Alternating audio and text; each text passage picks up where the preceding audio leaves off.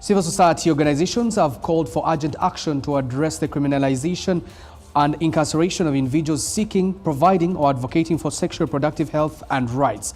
The call was made during the 3rd Annual Reproductive Justice Litigation Baraza 2025 held under the theme Incarceration and SRHR in Africa, Defining Pathways to Reproductive Justice, an event organized by Ahaki Institute.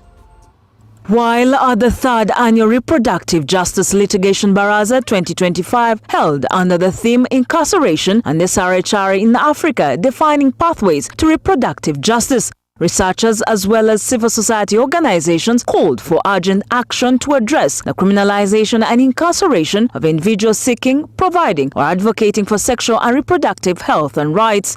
The annual gathering provided a platform for scholars, lawyers, activists and policymakers from Africa and the Global South to discuss strategic litigation to combat systemic barriers rooted in colonial-era laws linked to reproductive health issues. 700,000 women and girls are incarcerated around the world, an increase of 50% since the year 2000.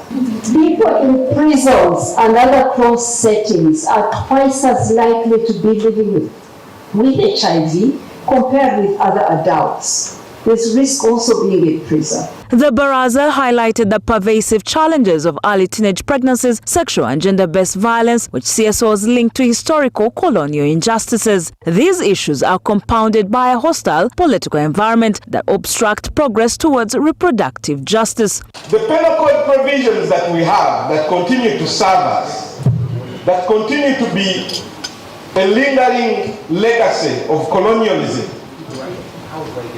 is what we have on the African continent. The Constitutional Affairs and Justice Minister Norbert Mao echoed the call for reform, emphasizing the judiciary's role in advancing reproductive justice. He advocated for enhanced legal aid, revised sentencing frameworks and robust litigation measures to protect those targeted for SRHR-related activities. The Constitution is clear. It only says that it must be lawful. The Constitution does not ban it.